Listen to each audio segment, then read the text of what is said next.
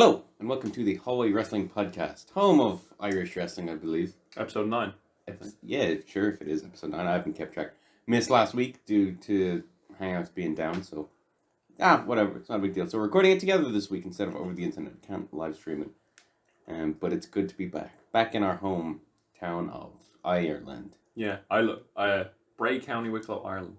No, we're not there. Jeez, no, we're not. I wish I was there, because that's where Finn Balor's from. Is Becky... No, Becky's from Limerick, I believe. I think she was born in Limerick.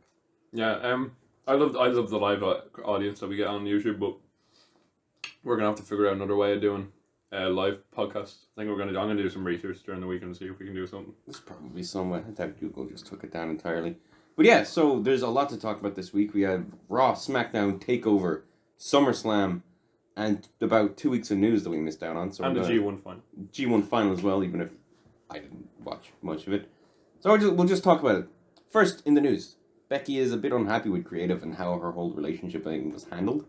She basically wanted, like, she didn't want everyone to know they were together, really.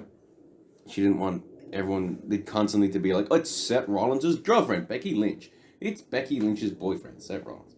Which is entirely what it turned into because of, like, Michael Cole or whatever. It's not his fault, obviously. It's Vince's, but I can see why she's frustrated. Everyone else is frustrated as well. If that makes her feel better. Yep. And then they dropped a trailer for 2K20 where it's based around the new gimmick is there's a mixed tag match. And there's a really nice cover of Becky Lynch and her mixed tag team partner, Roman Reigns. For some reason. And it's a really nice cover. It makes sense because he's a bigger star than Rollins, but... What was the ad like? They're having like a classic party or whatever, classic old school party, and you have like Hogan's there, Austin's there, Michaels is there, and all of a sudden smashing through the glass ceiling, wink wink, is Becky Lynch into the party. And she just meets up with Roman Reigns, and Roman's just like, eh. Okay, so it's like a woman interrupting there might be other women there, but it's just glass ceiling shit. I don't know. It's like it's a good trailer. The trailers are always great. Yeah, glass ceiling. I get it. And if you didn't get it, it's like she specifically mentions glass ceiling. She's like, "Oh, sorry about your glass ceiling." And it's like, Defiant Wrestling, formerly WCPW, is shut down. Isn't that a pity? I think they knew for a long time that it was going to be shut down because they made David Starr their last champion. One of the most influential British wrestling, one of the most influential independent promotions in the last 4 years had one of the most influential independent wrestlers their last champ. But no, it was I watched it all from the start. I really got invested into it because it was free on YouTube. That's very rarely you get that. Very rare, yeah. They made people like Gabriel Kidd, who's now in ICW, Martin Kirby, who's now in what's it called, Dragon Gate. Yep. They made Big Damo was their first champion, who is now Killian Dane. Was it not Rampage? No. Oh yeah, no. Big Damo was the first. Bobby had turned on Rampage. Yeah, and there was like a double turn. They had like Kirby against Ospreay was unbelievable. They had that World Cup, which was fucking class as well. That World Cup was unbelievable. They had El Patron against Mysterio. It seemed to just fade though after a while. After the Cultaholic guys left. It away. I think did they change to a different? Did somebody external come in and change the name and stuff like that? No, there's a massive 2.5 hour Remembering WCW podcast, WCPW. Sorry. Oh, it was very good. And they basically say Defiant was going to happen from the beginning. They were going to do that rebrand anyway. Okay. So there's nothing to do with that. No, I thought there was some sort of backstage politics, but no, there was some of my they had Mysterio against Ospreay, which was just fucking class. Yeah. Ospreay, and then they were talking about how Ospreay put Martin Kirby over really big in their first match, when they had that unbelievable match in like, and apparently they were talking on the What Culture one, I think, because I watched a little bit of the What Culture one, where Adam Cleary was like, I can watch that, yeah. He basically was told that they were performing in this arena in Newcastle, and he was like, "Oh, I've done gigs there before. It's really good." And he went to the reception, and they were like, "No, you're in room 33." Uh-huh. And they went down, and they were like standing in like puddles, and there was like fucking leaky ceilings and stuff. Yeah, no, it's weird to think that it's closing because What Culture definitely helped me when I was getting into wrestling. Just watching their videos, it's the probably only YouTube channel I can safely say I was genuinely there from the first video. because I used to go to the website a lot and read all the articles and like all the news and Yeah. oh, Raw's ratings are tanking as Seth Rollins is champion back in like 2014 or whatever. And I saw like Blampia come in, Pacitti come in for a bit, and they like How WWE should have booked was one of my favorite all of that series. stuff. How WWE should have booked. And they helped me get into it. And then when WCPW launched, all of a sudden, now I know who Martin Kirby is. I know who Joseph Connors is. Oh, Joseph Connors. So many indie names that I wouldn't have known. Oh, Weird. And I look, it's not like I stayed up on him. Like No. I'm not. I didn't keep up on him especially. But they put them on at 7 o'clock for free on YouTube every Friday, and it's perfect. And they had Drew Galloway's returns. Yeah. They had some serious pops in that promotion. They had some they got, and then their last act was obviously David Starr defeating Rampage and Rory Coyle. Rory Coyle at ringside, who was a Northern Irish wrestler. I never really knew him before this. That's the thing about a lot of them. And then you could say WWE kind of ruined it because they took a lot of the guys. Yep. They were saying that. They were kind of alluding to that in a lot of the stuff without being too over the top about it. But no, I think they have definitely left their they've left their mark, and they definitely helped change the landscape of the independent scene. For like 10 minutes there, they were the biggest thing in the wrestling. They were. And probably deservedly so, even if it all wasn't perfect. There was a lot of great stuff in there. Literally just like the visual of Adam Pacitti getting like 100 glow sticks thrown at him. Oh yeah. And Martin Kirby fans. Probably the best moment at all of WCPW. If you like, that's still great. Rewatch it. Mm. It's all still there. It's all on YouTube. Or Jackie Jobber getting super kicked by Will Ospreay. That was also good. That was fucking class. Kurt Angle returning. That really surprised me. On their first 10 shows, within their first 10 shows, I don't want to be exact because I don't want to be wrong. Within their first 10 shows, they had Kurt Angle against Cody Rhodes, Which is crazy. pretty Massive names there. They had their steel cage match where they had Joe Hendry climbing down the cage, and McIntyre Galloway hit the whatever his move, what's it, the big DDT, and he pinned him as 3 just before they timed it perfect, just before Hendry hit the floor. So Hendry hit the floor and the 3 count went, and he just before he hit the floor. That's difficult, man. I know, and they did it perfectly. Now they're gone. Goldberg got $1 million for Saudi Arabia. Yeah, well, that's just a bit. Look, I'd wrestle for $1 million. So like, just spare me for $1 million, please. Like I'd let fucking Kenta. I'd let the Big Show full on slap me. I'd wrestle Brock Lesnar, UFC style. In a 30-minute match. Yeah, 30-minute Iron Man match. For $1 million. You could use that $1 million to pay for your funeral. Yeah, jeez. What was the comparison? Someone got only paid. Who was it? Who only got paid like 100,000 or something? Goldberg made less money in his entire WWE first run than he did on this one fucking match. Yeah. Look, I don't like the fucking. Did we do a podcast on a Saudi show? I think it was our first one, wasn't it? Yeah. Yep. If you're a Holly Wrestling Podcast original. Oh jeez. We're not overly fond of them. They're not good shows. They're just boring and bland. Matches aren't particularly good. Talent isn't particularly amazing. Almost destroyed the Undertaker's career before he came back and kind of proved everyone wrong. Then we had Matt. That was that long ago. That's fun, crazy. Yeah. And then we had Matt Riddle, our only sound effect ever. Yeah. Jeez. And then and then there was someone else got paid, like a tenth of what he got paid, and they were big stars. I'm pretty sure. Probably Michaels, I'd say. I think it was Michaels, and I think Triple H might have got paid $1 million, and then Cena got paid $1 million, but there was a few people who didn't get paid that much. I miss Triple H. I want him to wrestle more.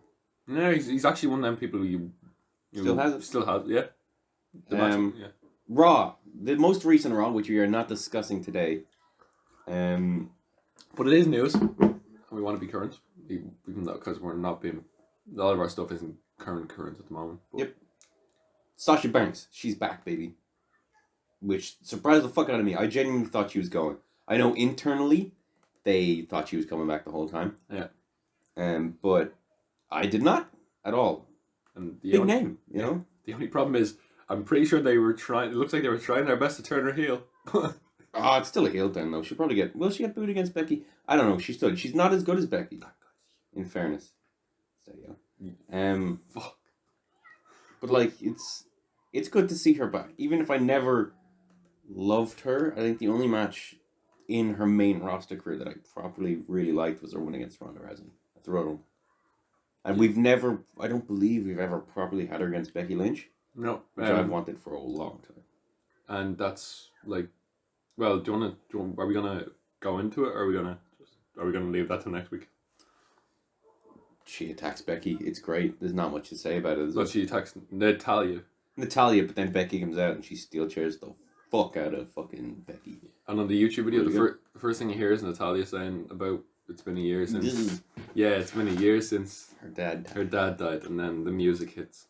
So, yikes, basically. Yeah. Hey, what are you going to do? Well, not ride it, I guess. Yeah, that wouldn't have been the best thing to do, and she's in a sling as well. Yeah, it's It's a bit it's tasteless, but I'm pretty sure she would have okayed it. Yeah. Oh, no, definitely. And I'm sure her father is totally fine with that sort of stuff. Like he was part of the Attitude Era. There was a lot worse back. Most wrestlers would die for their company and die for the sport. Yeah.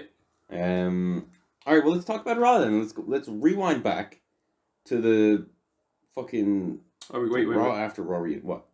Kenta joined the Oh, yeah, Kenta joined Bullet Club. I thought we were going to talk about G1 later. Oh, we're gonna talk about G1 later? I don't know. I don't have any notes on it. No, I don't have any notes on it either. Well, then, okay, there you we'll talk about it. Kota Ibushi won the G1 finals. He's going to Wrestle Kingdom, baby. He beat Okada in an unbelievable match. By the way, Shingo Takagi and Tomohiro Ishii had the match of the tournament a few weeks, 5.5-star match by Dave Meltzer. And then Kota Ibushi beat Okada in what's probably going to be another 5-star match. Really has just diluted the 5.5 star. Yeah, but that match they just He should have stuck it to one feud. Yeah, they beat the piss out of each other. I know, but he had it happen with Okada, Kenny Omega, and it's like, fine, you get one. You get one feud. You can't do it with any other feud, or else you've destroyed your entire rating system. And now it's just got in the shit. Yeah, but anyway, Bushi beat Okada in the A Block final to qualify for the final, and then Jay White, who was very dead and buried at the start of the G1 after losing his first 3 matches, beat the person that everyone thought was going to win it, Tetsuya Naito, in the B Block final to qualify for the final, and then Ibushi beat Jay White in a very decent match because Jay White is not known for being on the same level. I mean, his heel work is very good. Yeah. And then but if you would have told me that the main point would have been from a match involving Yoshihashi, I would have kicked you out the door. But Yoshihashi and Kenta and Tomohiro Ishii faced off against Tangaloa, Tamatonga, and who was the other person? I don't remember because the Bullet Club is just kind of shit at the moment. Dead. Yeah. It's been dead as fuck. But this kind of livened it up because during the climax of the match, the Kenta hit Ibushi. Kenta hit who was it? Ishii with a knee, and revealed himself to be the new member of the Bullet Club. Hit Ishii with the GTS, and then his mentor who brought him to New Japan, which was Katsuyori Shibata, came out. Who, if Daniel Bryan styled. Yeah. Injury gone. His head was in bad way. He came out and you were impressed with that fucking corner kick he hit was pretty good. His moves are. I'm not a big New Japan guy. I've never watched a full show except a Wrestle Kingdom, so I've never seen him fight. Man, he looks good. Every move he hits looks fucking insane. I've never seen anything like it. He's so good. But it was he hit this corner kick and then he had a corner drop kick, one of them kind of Finn Balor style kicks. Yeah. And then except better somehow. It was actually really good, and then it was really weird because he did one of those things like Randy Orton does to put in a headlock, and you're like, what the hell is he doing in the middle of a beatdown? Yeah, that was a bit odd. He hasn't been I think it's one of his sleeper hold moves. Yeah, and then I'm sure it's they kind of turned it around and started beating up Shibata, which is good because that shows that they wouldn't have bet him up if they hadn't been treading on ice. Yeah, for him. And then Kenta did the thing where Shibata was laid out and Kenta just sits there with his. Doing Shibata's pose. Legs crossed or whatever. Yeah, pretty cool. Fucking great. And if they have a match at Wrestle Kingdom, that will burn the fucking house down. Nice to see Bullet Club relevant. Because nowadays, you see people wearing Bullet Club shirts. But it's really they're supporting the Elite rather than the Bullet Club, you know? They're actually the junior tag team champs, but no one actually knows. El Phantasmo and Taiji Ishimori are the junior tag champs. Jay Lethal is the leader, isn't he? Jay White. Yeah. Jay White, sure. Jay Lethal's one of the most ultra baby faces in the world. Jeez, look. fuck off. I don't give a shit. No, Jay Lethal will be ex-Ring of Honor World Champion. Yeah, so maybe Kent is going to take over. I could see that. Because he came in as a face and was getting boozy the entire time. Yeah, because he was Used to be with Noah. Yeah, he was all about. he was the ace of the Noah of the competition. Yeah, what a guy. Now we can. Yeah, that's it for our news segment. We'll go to Raw now. The Raw after Raw reunion, Which is what they're calling it. Look, man, I don't know. Raw reunion was amazing. Wasn't The pre-SummerSlam Raw, so Raw from last week. The go home show. Go home show, sorry. Yeah. Idiot. This guy knows nothing. And rusty after a week away. Kick off with a great segment. Samoa Joe standing on the announcer's deck, and he's basically Daniel Bryan saying like, "Yo, nothing's happening until Roman Reigns gets out of here." Remember when Daniel Bryan did that? He Occupy Raw, and then a few weeks later, Bo Dallas did it on NXT. Occupy NXT, but he was a heel. So and then he got chased out by the guards. Great. But didn't I love the way Heyman's been like, fuck these 40-minute talking segments to start off. It's different stuff like this. It doesn't have to happen every show. No. But every second or third show, like something just like that seems to disrupt the show happens. Yeah. And it's great. It was Kevin Owens did a week. Kevin Owens did it for a bit. It was him doing his pipe bomb, even if that wasn't Heyman. There was this with Joe. There was the Braun Strowman, Bobby Lashley going through the thing. Mm-hmm. There was that insane. It happens on this show. It's another thing in the last hour. It's fucking. On what? Is it this? Is it this show? It's the one where Lesnar F5. Oh yeah, that is it. It's fucking crazy. Oh my god, I thought Rollins died. I genuinely thought Rollins. We'll get on to it. The second that happens, the show just goes insane and everyone's just losing their mind. It's amazing. Samoa Joe just gets on the ring. He's like, "Bitch, fucking get out here, you dumb cunt." Because I want to fight you because of the Samoan Summit or whatever. Yeah. Because he disrespected his integrity by not showing up or something. I don't know. Something like that. But it was a great promo, but it didn't have any message. But it was a great promo. Just like, get out here. Yeah. I don't know. This summary is weird. It doesn't. That was didn't. I'm trying to think exactly what happened because the way this is done on the squared circle is it gives you a list of all the matches and then it gives you separately a list of all the segments that happened. So I'm trying to work out exactly what happened. It doesn't say it here, but I believe what happened straight away is all of a sudden Joe gets told that someone's in the fucking that's Roman Reigns is in the parking lot, right? Yeah. Yeah. Unless that was the week before. I think that was no. The parking lot thing happens on the go home show, but I think it might have been later on in the night. Would have been. I don't know. I'm trying to look at this. Apologies. Kurt Angle was on Raw. Yeah. That was he. When you saw him there, and then you kind of knew he was there too. Oh, it was later on the show. Okay, I apologize. All right, Becky interrupts him basically to have her tag match then, and it's herself and Charlotte versus Trish Stratus and Natalya. Why would you debut Trish Stratus here? Instead of some of them? I cannot pronounce. Yeah, Trish Stratus. Same as me. Trish Stratus. Yeah. Yeah, I had to do yeah. Well, I can't do that when there's an S and then an S. Trish Stratus. Yeah. Anyway, yeah, they kind of why would you give her a match? You're just basically it's basically making her another member of the roster when she's clearly she's a special attraction. It was probably to warm her up in front of a live audience again, but just fucking. She's been on her hands and knees for Vince in front of a live audience. What if fucking Goldberg had a match on this Raw? It's basically the same. I know she's not the same level, but yep. When it comes to women, she's the Goldberg of women, I suppose. Yeah, she they had the tag match and that happened. Yeah. And the DQ after Natty refused to break a hold. Which, wow, amazing. She's so edgy. Who gives a shit? She doesn't break. No, I don't really. I honestly. Natalya's not good. People say she's solid, but I've never been impressed by her at all. No, every match she's in is you're just going meh. And then she'll just ah. Yeah. She screams a lot. Yeah, that's annoying. Just weird. And then well. The same kind of entrance music as her uncle. It's kind of every time she comes out, I'm like, oh, Bret Hart. Every time. Yeah. Without fail. I'm sorry. It's just, it's I don't know what kind of I don't know what they're going to sum up. I don't know how they're gonna make her Hall of Fame induction. Oh, they'll just be like, in a time before Revolution, she stood out. That type of thing. yeah, okay. She was a trailblazer. Yep. The fifth horsewoman. Fuck off. They'll call her that, I guarantee it. Because she was slightly better than fucking Alicia Fox in 2010. Ugh. Why are they doing this? And they build the entire match around Disarmer versus Sharpshooter.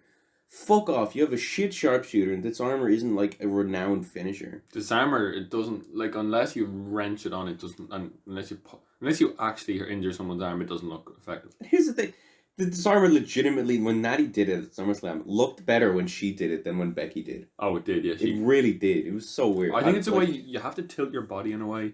Becky so has that like you can- bendy elbows. so They that go you can- slightly back. There's like a picture of her when she invaded Raw, and she's a bloody nose, and she has her arms out in the crowd, and they're slightly like bent, and it's like, what the Yeah, fuck, I have that too. freak. Yeah, I'm hypermobile. I'm very tired all the time, so I'm not mobile at all. Great banter on the Hallway Wrestling Podcast. No, it's not. Then we had Andrade with Zelina Vega beat Rey Mysterio in another great match. They've been doing these for like 6 months now. Yeah, I know, A but bit much. yeah, and they had another one this week, but we'll talk about that next week. I'd like Andrade to move on at this stage. Yeah, I'd like to move on to Andrade, AJ Styles would be very good, but there's no real storyline like they could put in there. Fuck it, just do it. Mm. Have them join the club. I don't give a shit. Yeah. Have everyone join. Andrade, fucking Daniel Bryan. I want faction warfare. I'd like Faction Warfare. It's been a long time. Yeah, I mean New Japan do it quite well. They were gonna do it, I think, with the two women group. Remember they debuted the Riot Squad and For when Page one. the page, yeah, Absolution. absolutely, yeah. They were gonna do it there, but everyone was like, "What the fuck?" Because they debuted this basically the Same same tag team. in like 2 nights. So weird. And then Paige had to retire, unfortunately. I know. Did you hear about that? That's other news. Yeah. She has to go in for neck surgery because the doctor told her she has the neck of a 60-year-old. Jeez, Yeah, that's unfortunate. yeah. She put up a post saying that she has to go in because they said she has the neck of a 6-year-old, which is quite awful. I mean, when Benoit's post-mortem was done, and they checked his brain, he had the brain of an 80-year-old with Alzheimer's.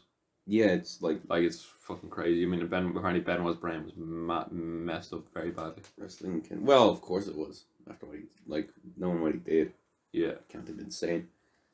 Jeez, why'd you talk about Benoit on this?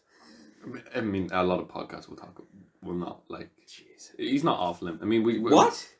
He is awful.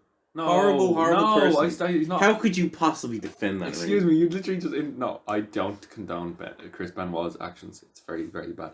But he is not off limits because people still talk about it. No, he's not off limits, obviously, but like, jeez. Okay. Why did you do that? Wow, you're the one defending Benoit, right? Yeah. Mike Kanellis is the new 24/7 champion. Oh, it's brilliant. Yeah. Again, this is without... Okay, they're in the medical facility, aren't they? Yep. They're talking about the baby. He's getting checked. And she's like, lie down. Yeah. She's not on the floor, which makes it really weird.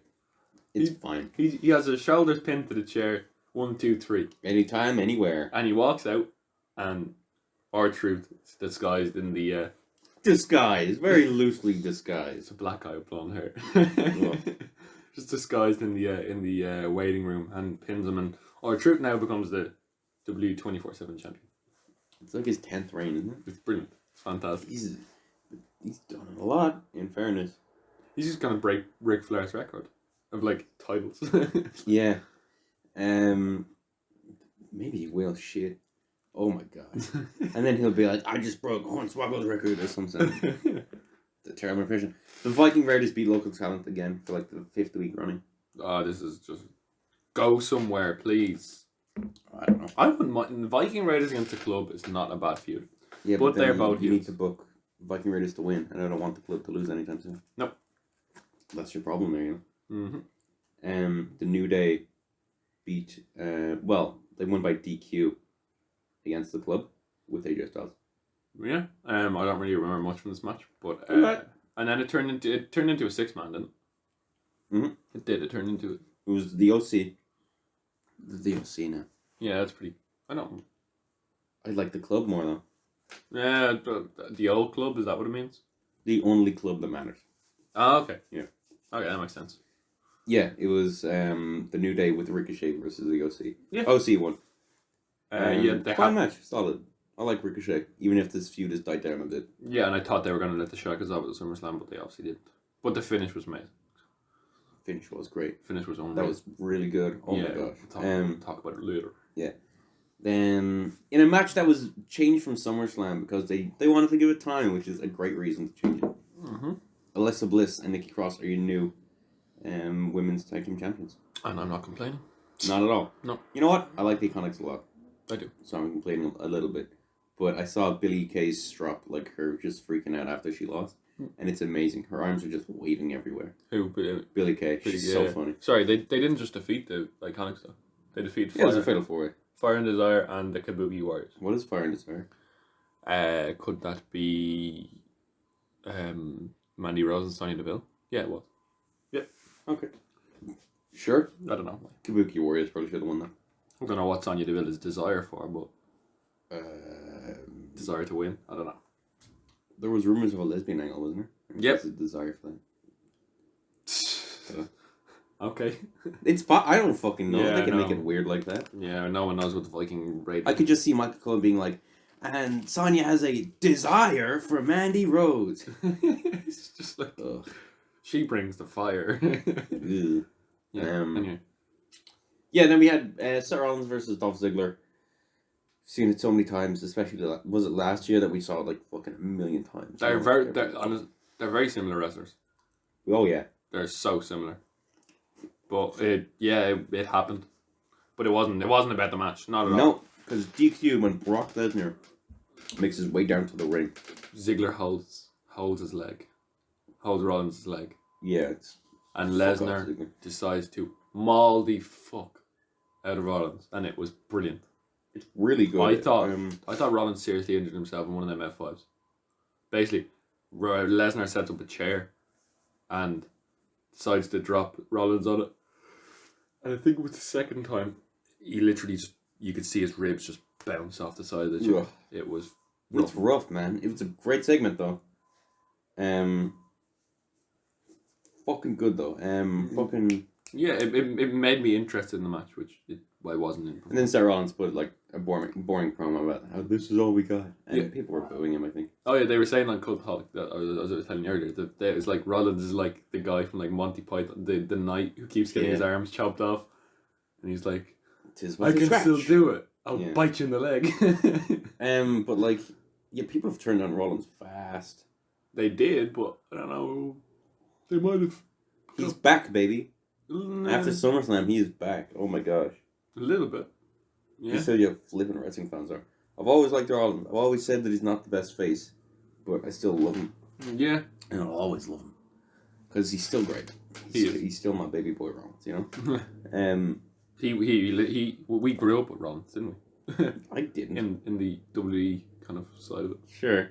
I only started watching when I was like 13, 14. Yeah. I don't know. I think I remember watching him. Remember when Jon Stewart was involved and stuff like that. But Oh yeah, no, I definitely watched all that stuff. yeah, that's what I'm talking about. When like he like was in his prime, in his WWE storyline prime. Yeah, When he had that run. sure. It wasn't much of a prime, to be perfectly honest, but No, it wasn't. Good. But it was better than this. Come on, the Authority stuff was better. I actually think the Authority stuff was better than this. I like the Authority stuff. I also like this. It's mostly equal for me. It'll have to be a. Remember he had a match against Kane. Oh God, yeah. Ugh. That's when he injured himself. Mhm. Yep. Anyway, Anyway, Dublin, Ireland. Yeah. There you go. Kurt Angle is interviewed because he's a special guest referee for a match later tonight. Is he what? because it was in his hometown, wasn't it? It was in Pittsburgh. Oh, sure. I think so. I think that's why he was there. Nothing really happens there. No, he was interviewed and just said, "Yeah, I'm the ref. Good to be back." Yeah. Oh, and then Bray Wyatt declares and knocks him down with the mandible claw. Yeah, he Great. knocks him out. Yep.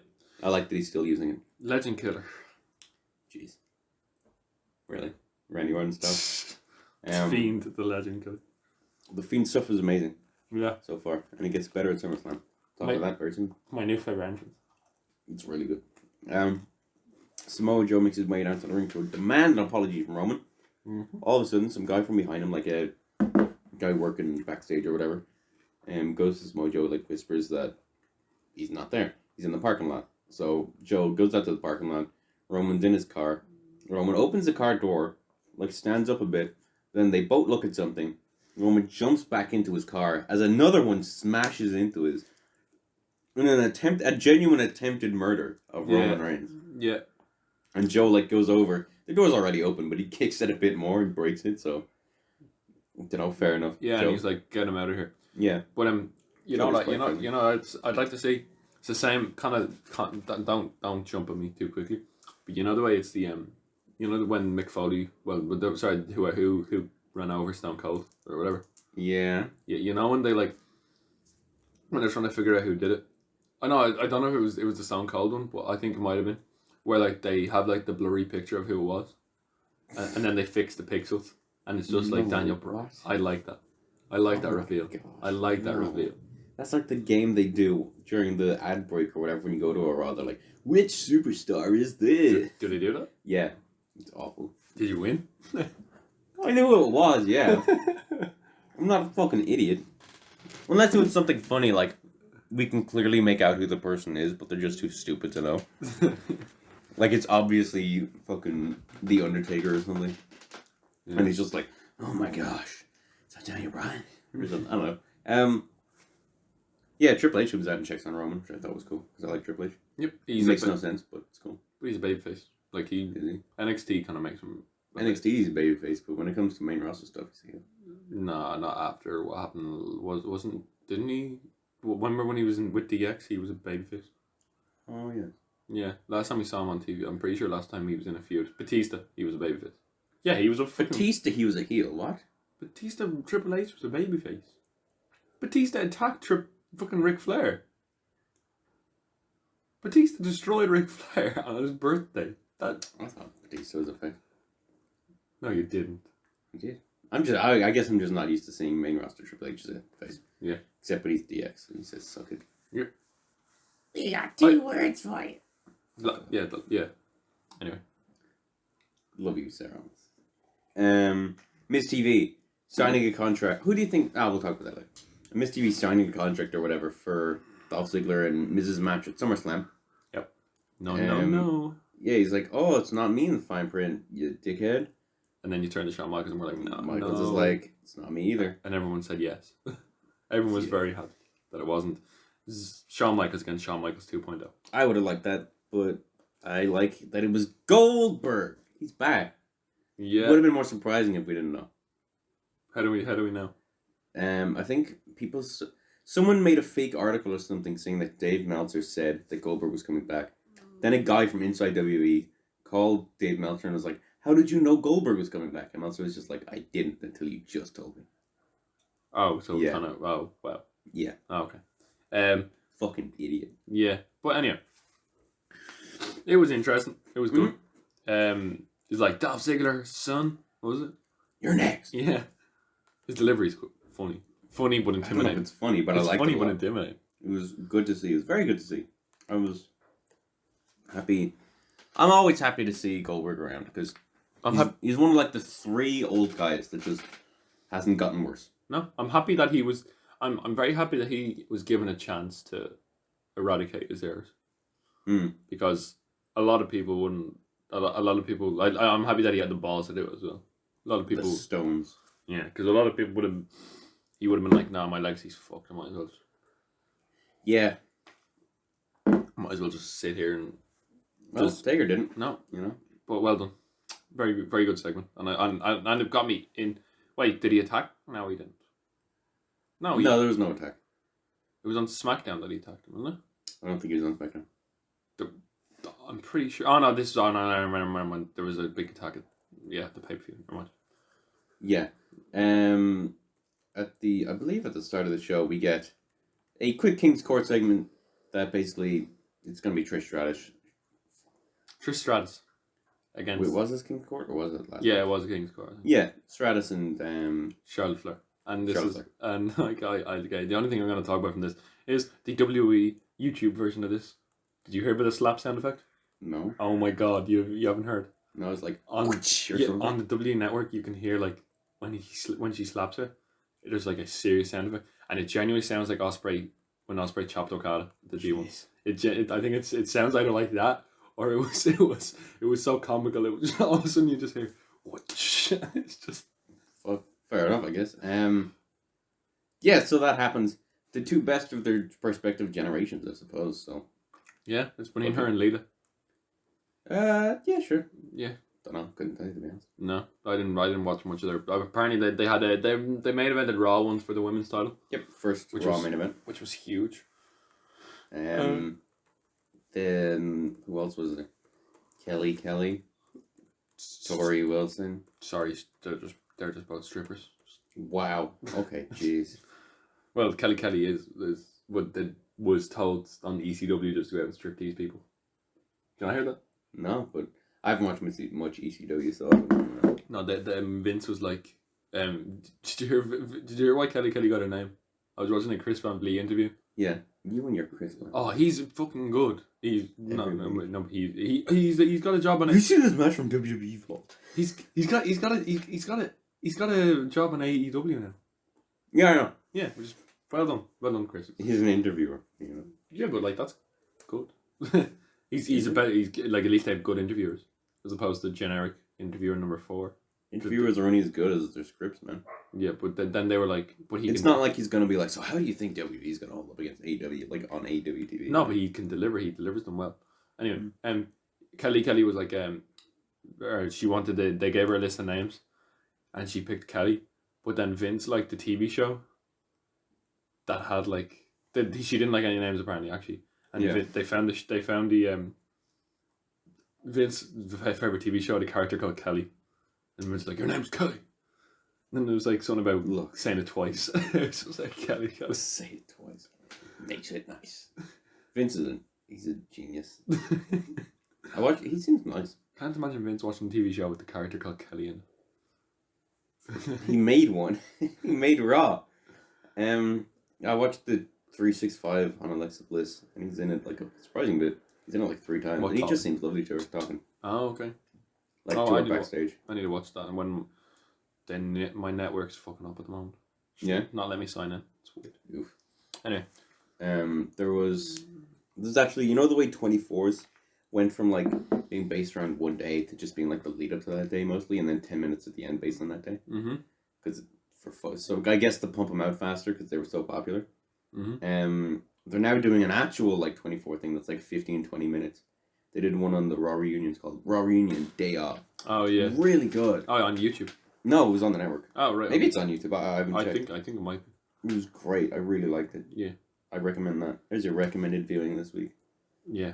You haven't seen it. That's a new segment. Recommended viewing with Kieran Brown. It's okay. Sure, that's gonna be the one and only. Mine's W Vault. Having Kofi Kingston against Dolph Ziggler. 2 out of 3 falls. Anyway, I'm joking. No, he's not. That's a sad thing. And Ziggler came out the Goldberg's music, which was, you know, That was like his old gimmick. Remember Yeah. his gimmick like a year ago? and everyone was just like, "What is this?" Yeah. I don't Um, know how that ended either. he just fucked up Mysterio. They're gonna have a match with Mysterio. Yep.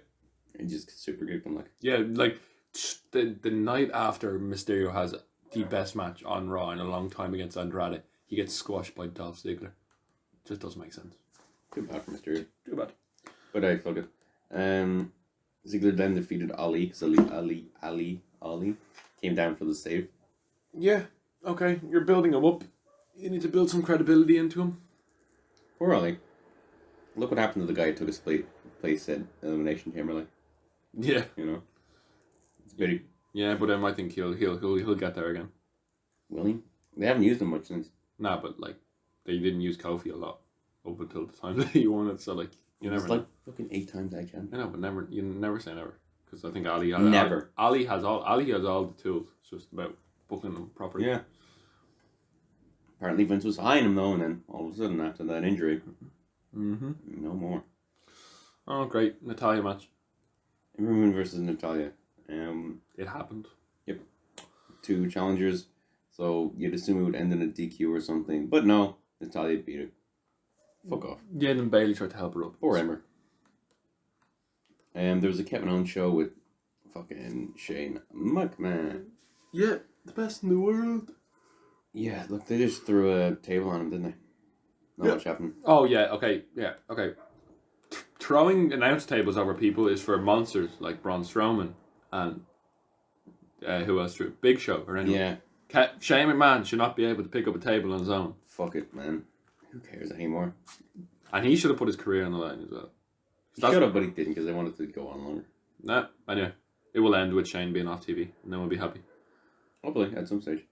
Aleister Black defeated Sami Zayn in a match that was supposed to be on SummerSlam. But apparently Vince rewrote the entire Raw like an hour and a half before it went on it. Well, the entire SmackDown an hour and a half before it began. Yeah. And it's just like, oh, I don't have enough time. Fuck it, just throw this match on here. Yeah, and it was Aleister Black's setup for his finisher is amazing. Mm-hmm. Pretty much all the outside. He's always good. Yeah. Sami Zayn, I don't know where he's going at the moment. It's a bit strange. That seems like he's like the Cassius Ohno overall at the moment. To be brutally honest with you, that's all I can see happening right now. There's a Firefly Funhouse where Wyatt just talked to Balor and Balor said he's not scared of anything. Oh yeah, another bit of news. Did you see the Firefly Fun? Did you see the new merch? The puppet? No, the box. The box. What's in the box then? A T-shirt. Cool. Stickers, and the ad is brilliant. It's like stickers, and you can cut them out. And he's like, "Be careful, kids. Ask your parents if you can use scissors or chainsaws." he's like, well, it's like $500 though, isn't it? Is it? Yeah. No, it's not. Pretty sure it is. No, 50, I think. Because they wouldn't. The stuff that was in it is not worth $500. What else is in it? The T-shirt, the stickers, 2 photos of like the Abigail painting, and the other painting. Right now. Yeah, we're gonna look up the Firefly Funhouse box. Euro shop. Because I have no doubt that Kieran wants to buy one. It was like €50 maybe. I don't know. Oh, buy one T, get one free. That deal has never ended. No, it's buy one T, get one for €1. Fuck off, mate. That's like basically free. Working on okay. Superstars. Oh, there it is. That's it. No, that's the mask glove. Oh, mask and gloves. Ooh, imagine Superstars. Halloween in school show. Ooh, what undisputed era merch do they have? Anytime I go on this, I end up looking at like 5 different people's stuff. Yeah, so do I. I always get sidetracked. But I love the undisputed era shirt actually. sorry for this out of context. Gold, baby. Oh yeah, gold. that's the new shirt. Yeah. Yeah. The shock. Can't wait to talk about that match later. Oh my. Nice. They have a nice logo. Ooh, tank tops. Ooh, fucking beer mug. They have a lot of shit for the undisputed era. Yeah, the original undisputed era one I liked a lot. Yeah. It was nice. £14 for that, but like the shipping is the exact same amount as that. Shipping is like €14. Ooh, what Alicia Fox merch? Would you please stop? Kieran's They now. have Absolution still, really? Kieran. Is that even a thing? Kieran. No, I have to look at it. We were looking at Bray Crazy Wyatt. like a fox. It's Bray a €5. Wyatt. It's €5. Bray Wyatt Fiend box. And Yeah. Kieran's now looking at merch from. They've won Absolution T women's for €6, so I'll get that quickly. Baron Corbin, but he still has long hair in their picture. Apollo. Oh fuck! Look at Apollo. Poor guy. Bella Twins. Bianca. Do they have Bianca Belair merch? Oh please, Angelo Doc. I mean, what's it? Montez Ford. They have one shirt. It's not very nice. €30. Wow. Yeah, can we please look at the Fiend box and then get on with it? I'm trying to find him. I clicked on Show All Superstars. Okay, there he is. Bray Wyatt. Bobby Roode. Oh, they have a separate thing for Brie Bella. Breezango was pretty fucking cool. I'm gonna look at Brock Lesnar stuff. Who else is here? Don't care about Daniel Bryan stuff. EC3 merch. Chris Jericho. Ooh, let's see what Dean Ambrose. Oh my. Lads. Very curious as to what they have there. Apologies for this. They have Gargano and Ciampa. Oh well, I guess they were tagging the last time they were together, weren't they? Okay, that's enough. Andrews. We can look at this after the enough. pod. This is true. Okay, Bray Wyatt. Imagine Sean at school and that merch. They have all the puppets. They're like €38 each. Not the best quality. €30 for a puppet. I'm sorry, €38. WWE. What the fuck? Nah, they're pretty cool in fairness. Where's the box? They don't have the box. It might be sold out. Maybe it's not in this one. Oh yeah, there's only 500 being made. Yeah. Just look it up on Google. Just look up the Bray Wyatt Fiend. We'll do. Brock Lesnar merch. Suplex City. The socks. Brock Party. Yeah, the socks are good. Chris Jericho. On sale for 14. Jerichoholic. And then it's something on the back. I can't read it. It's a rant. Dean Ambrose. A lot of Dean Ambrose stuff. Never apologize. Was that his latest merch? Yep. What? Never apologize with me. Imagine buying the title plates. What are you gonna do with the title You plates? stick them on your replica title. 108 fucking euro. They're pretty cool. Okay. Bray Wyatt theme box. Firefly Fun House Box. box. Here it is. It's on shop.com. Okay. The box. Okay, this box for how much? This box. We're really glad that you are a friend. There's not much. Doesn't say the price. Okay, so it's exclusive Bray Wyatt The Fiend shirt. It's a nice shirt, by the way. Autographed welcome postcard. Yeah. That's cool. Just watch the ad. The ad will sell you the box. Playset cutouts on display set. Open Funhouse gloves. A replica set of the Firefly Funhouse with cutouts of your favorite friends. That's cool. And more stickers and only available as part of this box. Is that it there? Yeah, and the t-shirt's pretty cool. It shouldn't show the t-shirt there. I could see this being 500. Nah, there's nothing in there to make it 500 quid. Come on, where's the price? Shop all Bray Wyatt. Maybe it's gone because they sold out already. Yeah, I think they sold them all out, which They have a lot more shirts in the Euro store. it must have been €50 if they sold them all out. I'm just saying, like €500, they wouldn't be sold out yet. Wouldn't be surprised, man. Yeah, anyway. I'm getting that mask and thing for Yeah, it's like €50. Halloween. Jeez. Walking to school with the mask on. It's cheaper here than the fucking Euro store. Jesus Christ. Fuck's sake. Anyway. Rock bags. Yeah, anyway, he's fucking unreal. Unbelievable. Yeah, he's great.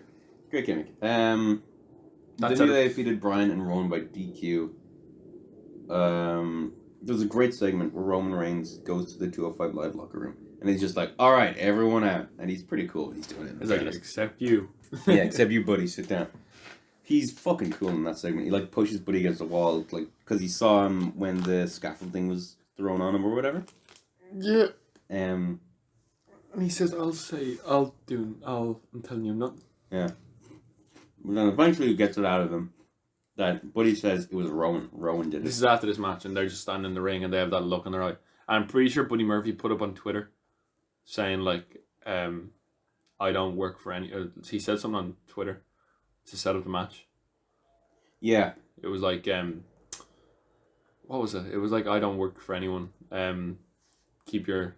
I'm like, and then they said, they obviously had a kick-off match on SummerSlam, which is... They had Buddy Murphy, in that 5 minutes, that match that didn't even matter, was only used to set up, showed off more than he could. Buddy Murphy's fantastic. I really want a Buddy Murphy and Daniel Bryan match and a Buddy Murphy and Roman Reigns match. I would love that so much. Right. I just spoke about a SummerSlam match, but next up is the... NXT TakeOver Toronto 2019. It's the second Toronto one, isn't it? Yep. The first one had another 2 out of 3 falls match with Johnny Gargano, DIY against the Revival in 2016, which was match of the year. That was great. Unbelievable. So, not like, as everyone keeps saying, not to say it wasn't a bad show. It was, but based on the rest of the takeovers, it was a bad show. Yeah, but there was some seriously good wrestling. It was still a good show. It was a very. Obviously a good show. They're always good. It just wasn't as high quality as we may have liked. Yeah, the opening match was obviously they always do this, the tag match. Yep, every single time.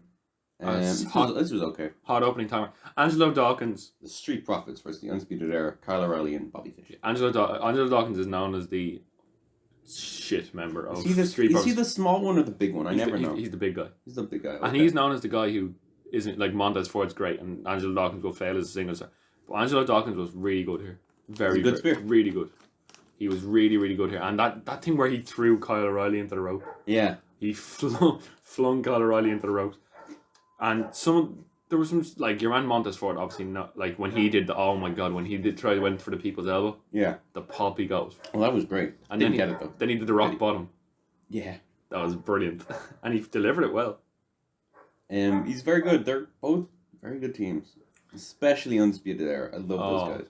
The entrance, everything. But in a surprise retention, the Street Profits retained their titles, which I was think it was that surprising. Yeah, they thought they were going to do all the Undisputed with the belts. And then apparently what people wanted to see was that Roderick Strong would win, the Undisputed Era would win, and then Adam Cole would be the one to fail.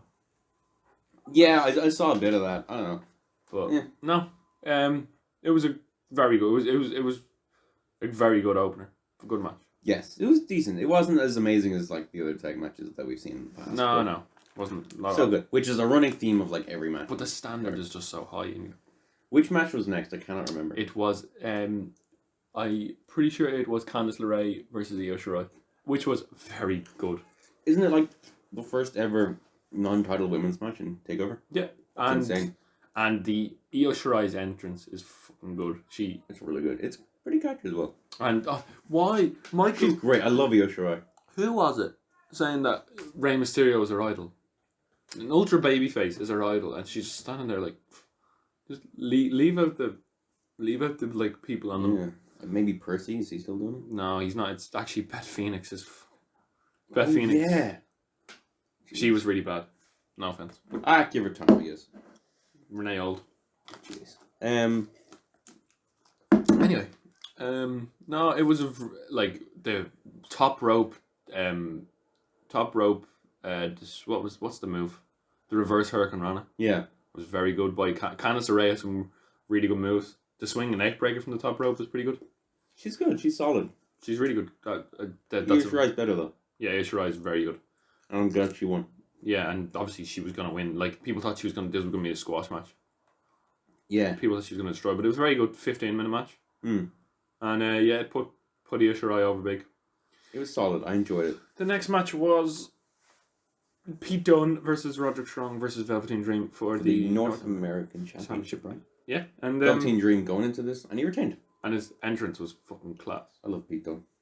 Where they went out, Velveteen Dream, all the what are they called? I don't know, merry men or something, came out, and then they turned into the Toronto Raptors. Oh, did you not see that? Nope. You didn't see the entrance? Nope. They turned into the Toronto Raptors cheerleaders because Toronto won the NBA. I didn't watch much of this show. No, Toronto won the NBA championship. Yeah. So Velveteen Dream, and then Velveteen Dream came out in like really obviously with the Canadian flag. Pete Dunne.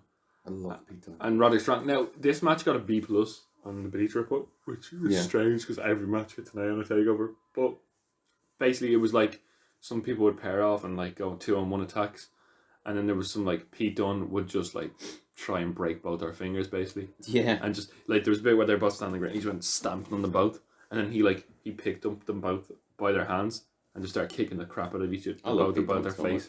I just like. Is he totally gone from NXT UK now? Yeah, I don't know. I want him to have a match in NXT UK TakeOver Cardiff. It's gonna be. Oh, Tyler Bate and Walter. Oh my god, it's gonna. Oh be my gosh, that's gonna be amazing. And the way they set up that feud was fucking class. I just like. I want Tyler Bate to fight in sliders. That's probably, as of right now, of all any match I think is gonna happen, most anticipated of the year. Yeah, and it's good. Set up. Fuck, you're all out. I want this. And guess who's returning? I don't know if you know her, but she was in the Mae Young Classic. Tegan Knox? Yeah, she blew out her knee. Woo! It's going twice. No, She missed the first one. yeah, but no. Such a sad story. Is that the one who was used to be called Nixon New? I think it is. She had a really good feud with Bea Priestley in WCPW. Yeah. She was like one of the champions, but she is from Wales, and I think they're rumored to have her come back, and she will blow. They're going to do a Mae Young Classic soon as well. Triple H recently was like, we'll have more updates on that, so I think she might win it. Yeah, and I want to talk about something about Triple H. He went on Sean Ross Sapp, and I'll talk about that after the main event because it concerns the main event. Okay. But Velveteen Dream retained, which was a really inventive finish. You didn't see the finish? No, I didn't. Which basically was, Pete Dunne threw Velveteen Dream out the ring, hit the bitter end, then Velveteen Dream got back in. Roderick Strong hit the bitter end. Roderick Strong threw him out the ring, hit one of his backbreakers. I think I don't know what one. He has so many good moves. And he was about to win, and Velveteen Dream hit a top rope elbow drop. Oh, and threw. He has a Macho Man elbow, right? Yeah, threw Roddy out of the ring and pinned him, and pinned Pete Dunne. And retained his title, which is it was a really I enjoyed the match. I don't know what they were calling it the weakest match of the night before, but dude, the weakest match of a takeover is still a good match. That's but thing, this was. I would have put this over Candice and Io. I think Candice and Io was. Yeah, but that is the hype of Io Shirai. Yeah, you know. Yeah, but this was a great match, and I can't wait to see Velveteen Dream against Pete Dunne 1-on-1, or just give me Pete Dunne against Daniel Bryan. Oh my fucking god! Oh, his fucking announcement. They never did his announcement. They skipped it. I thought he was going down to NXT. That was my prediction. Yeah, and they had Austin Theory in the crowd. Your man from Evolve. Oh yes. They had him in the crowd along with Tyler Bate. Tyler Bate was in the crowd. Fucking Daniel Bryan. Yep. I was convinced he was going to NXT. I was so happy. The battle of the best top rope backflip reversal. Pete Dunne against Daniel Bryan. Throw Finn Balor in there. Fuck him. He doesn't do that. Yeah, he does. Does he? Yeah. Oh, right. Oh well, he doesn't do a backflip. No, he does the thing where you go. He like hops over. It's cool though. No. I love Finn Balor. Yep. Yeah. Then it must have been Shayna Baszler beating Mia Yim. And who the fuck is Io beating Shayna? Who the fuck? Like, what's going on there? basically, Mia Yim is she. Oh, this was really good. Basically, she was like she was in the Mae Young Classic, and they all chanted, I remember. Please sign Mia, please. So she signed up, and she was like in like a war zone and all this sort of stuff. She lived in a war zone and stuff. Yeah. Shayna was like, "Oh, a nice story only gets you so far," and then like the Jessamine Duke and Marina Shafir attacked Mia Yim and all that. So to even the odds, Mia showed up at like Jessamine Duke's car, beat the crap out of her and like slammed the car door in her head. And then she showed up at like the other one's it was Jessamine Duke's Marina Shafir's car, and then Jessamine Duke at the lockers and just smashed her head into 2 lockers. Jeez. And like took her out. And then she's basically, her entrance was pretty good. It was like a gangster kind of entrance because she's from SoCal. SCU. SoCal. My SoCal life. SC fucking U. Yeah, so she had like a gangster entrance and she's really good. They had a really good match. But actually this is a really good storytelling because Mia Yim like Shayna Baszler is known for like joint manipulation, like Pete Dunne trying to like take out someone's arm. Yeah. And so Mia Yim just took out Shayna Baszler's arm. It was like karma bitch. She like screamed karma bitch when she like stamped on her arm. That's and then very Nikki Bella, isn't it? Yeah, and then the finish was basically Shayna Baszler had her in her sleeper hold, but she couldn't like get in. So she couldn't get in really strong. So she just instead of using her hand, she used her legs instead to choke her out. I see. So Shayna Baszler used her legs to choke her out instead. Huh. I'm not overly into Shayna. Like, no. To be honest. No. I think the next champ, Io will be a good champ. Is she gonna be next though? Because that's like heel versus him. Yeah, but like I think she might retire. I have a feeling Shayna's gonna give up the title, maybe. Paige style, where she gets called up and she has to do it up. Or she just says, no one can beat me. Yeah.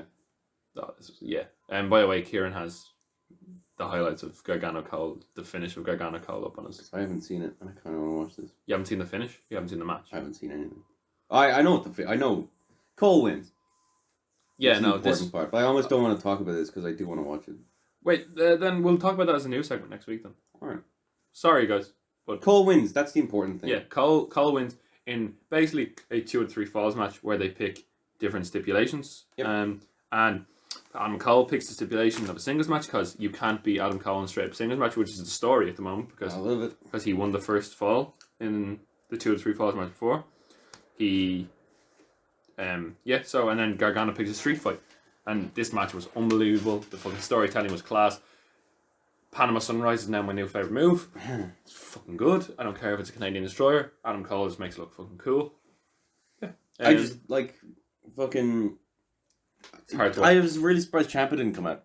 Yeah, I thought he was going to come out too, but Johnny Gargano had Wolverine cosplay. I love his cosplay. Yeah, which continues his cosplay series, and I'm pretty sure afterwards they had a big thank you Johnny chant where William Regal came out and shook his hand at the end with Candice LeRae on the top of the stage. But anyway, yeah, I think Ciampa's going to take the title off Cole either at the Survivor Series takeover, the Royal Rumble one, and then at the WrestleMania takeover, we'll get the final, the maybe final. What can you do to top it though? Can you just do a straight up? Would you do a straight up singles match and just have them? Dude, I don't know. Have a cell match?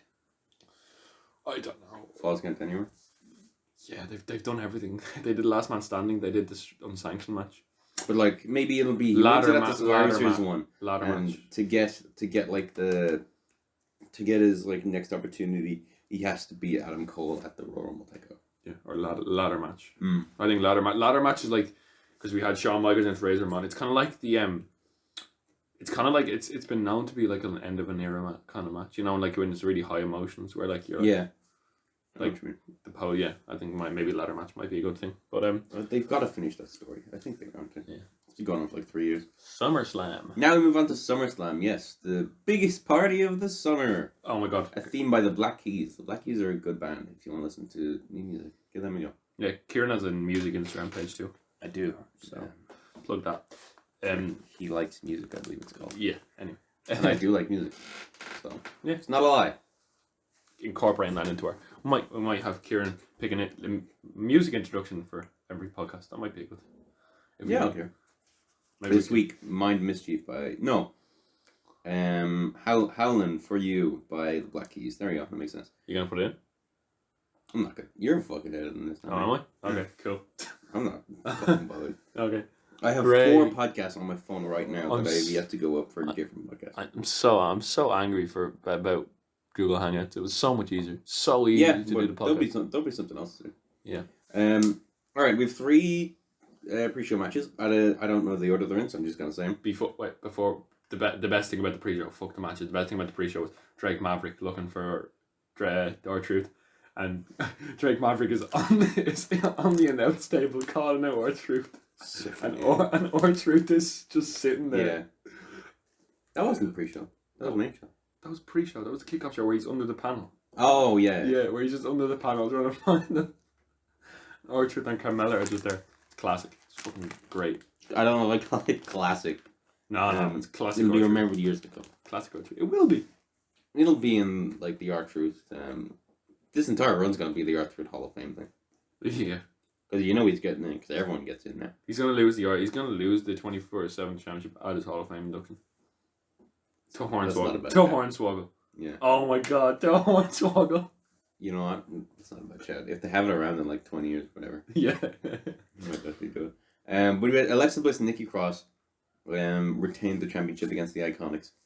And oh my gosh, Peyton Royce is just so funny. I actually didn't watch the pre-show. Oh my gosh. It's just the way she moves, the way she's able to get those massive arms of hers and just flop them about is so funny. I honestly Is love Peyton it. Royce or Billy Kay? Both. But in this instance, Peyton Royce. Yeah. Alexa Bliss cosplayed as Buzz Lightyear. Looked good. Oh, I heard that. Yeah, and then they were Buzz like, Lightyear. who was it? That was like, I think it might have been the guy Tom Campbell on the Cultaholic, and he was like, I was having weird fantasies about Tim Allen. It made me have weird fantasies. Yeah, she loves Disney. She's always going to Disneyland. I also love Disney. So we'd be best mates in real life, is what I'm saying. Yeah. Disneyland together. Yeah. Jeez. She fucking saw a decent match. She was fine. I don't know where this is going though, because it seems that Alexa Bliss genuinely is Nikki's friend. She's gotten her first championship reign, like. Yeah, I really want to see like a proper storyline for the women's titles, but we just don't have that. It's like we're getting one, I guess. Yeah. Apollo Crews versus Buddy Murphy. Buddy Murphy won by DQ after Rowan came out and just like screamed at him, and basically it was just like Get your keep name your out name of out of my mouth. Yeah, but there was honestly Buddy Murphy and Apollo Crews hit all their best hits. Oh yeah. It was and Buddy Murphy had serious top row, over the top dives. He's so fucking good. I can't wait for a proper match with someone. I hope he gets one, because I'm horribly afraid that the only reason he's gotten anything to do is because people noticed that he was in the background of that shot. I don't know if he was supposed to be there. I don't think they're smart enough to keep him there. You know. I don't know. We'll never know. I don't think we'll ever know. If nothing comes of it, then I'll say no. Like if he doesn't do anything on SmackDown tonight. Can we just one thing that I was talking about after the Adam Cole Gargano? Triple H went on Sean Ross. I don't know if you heard of Sean Ross Sapp. You probably have. I've heard the name. The clue is in the name. He is a Sapp, to be fair. Oh yeah, we were going to talk about this. Go on. Yeah, Sean Ross Sapp of Fightful, who was on the podcast. He was on the podcast Triple H, and Sean Ross Sapp was like, "Are you afraid in this PG era that was a bit too attitude era? There was a bit too much blood." And Triple H was like, "There was no blood," and he was like, "But there was blood on the back of Adam Cole's leg." And literally, when you see there's like a scrape. There was literally a scrape from winning. And he was like, "You're really calling me out on that, Sean." And he was like, Sean Ross Sapp was just like fighting for anything to like put him down. He was like, "Do you really think that like this would be appropriate and shit?" It's like, you've not seen half the matches in like Takeover. Yeah. They're not, and Triple H is just getting really pissed off. Really pissed. Well, he should. Like, Your mom Takeover is not a bloody show. Yeah, but Takeover, as in, I joke about it in my fucking NXT review, it's the classy wrestling product, man. Yeah, he was like, there was like a little. It was like when you scrape yourself off a wall or something. It was literally like a big one of them on the back of his leg, and he was like, "There's blood." It was like it wasn't blood. Fucking idiot. But no, Poor Triple H. no, he is a sap. Sean is a sap. But anyway, sorry. Back to That's SummerSlam. fine. Drew Gulak beat Oney Lorcan. Yeah, it could have got 5 more minutes. Gulak is the least interesting No, champion so far. he's great in ring. He's great in ring. He just needs to get that. His character with the what's it called? PowerPoint presentations was pretty terrible. His new gimmick where he just beats the crap out of people is pretty good, but he needs to get a character. Oney Lorcan's good. I remember the takeover match he had against the Undisputed Era. Him and Danny Burch was. It's great. But I just, of all the Cruiserweight champions, at least I'm a little interested in him. Not this guy. Just give me Oney Lorcan against. I'm just saying, give me Oney Lorcan against Cesaro. The uppercuts in that match would just Bald. No, not bald, just uppercuts. Where's Cesaro now? He's just done he fought Aleister Black for a tiny bit. I know, and then He was in that Battle Royale that I saw live. That was at Raw. yeah. Wait, was there a battle royal in the dark? Oh no, sorry, that 10-man battle royal. Yeah. No, but Cruiserweight title needs a bit of a bit of an update. Like, as in, like, they need someone to come in and be like the new Ali or Buddy Murphy. Daniel Bryan. We're not. You don't want Daniel Bryan in 205 Live. I'd watch 205 Live. And then they'd have. I think Umberto Carrillo is very good. He's a good shout. Lindsay Dorado is about to turn on the Lucha House Party.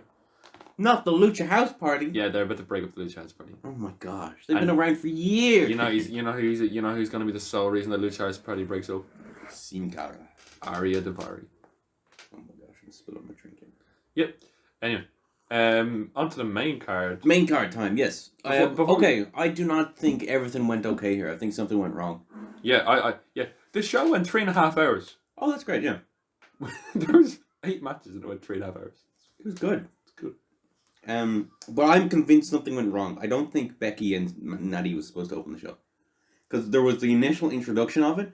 Usually, that immediately goes to someone's music comes in. And Michael Cole's like, and now it's boss time! Or whatever, he says something like that. It's the big wait, so they don't introduce that this is the first match? They just have the the music comes on and the person comes out and then the match is introduced. Yeah. That's what they always do for their pay-per-views. And but this time, there was a really awkward pause for like 20 seconds, and then it cuts to the announce table, and it's just Michael Cole, Renee Young, Corey Graves talking for a bit.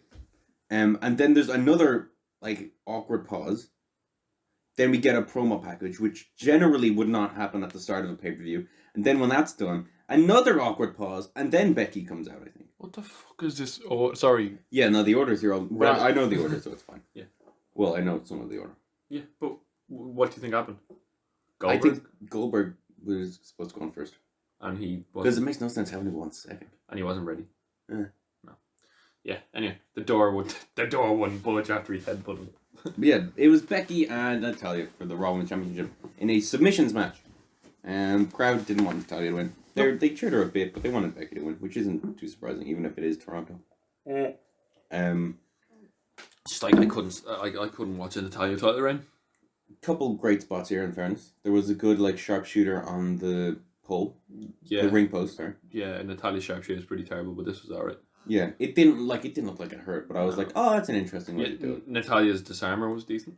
It would look better than Becky's one, which is think- very surprising. The first one, at least. Just because I think Natalya's I don't think Natalya's flexible whatsoever. No, she's not. So that's why her arm just doesn't bend. Whereas Becky, I'm pretty sure Alexa Bliss is probably the most hyper. I remember Alexa Bliss when they pretend she broke her arm. Yeah, They're the like, first time that she dislocated it, it's like fucking terrifying. Oh my gosh, people lost their minds. They're like, she's fucking dead. Fuck. Then what happened? Yeah. Becky won. Probably the best match of Becky's reign. I'd say so. But she hasn't. Of the reign, not of Yeah. like the WrestleMania match. Okay. Oh no! Of Okay. if we're talking her whole career, easily the Charlotte Evolution one. Yeah. It's not even a competition. Then the Asuka one's up there as well. Yeah. Any match with Charlotte, actually, basically.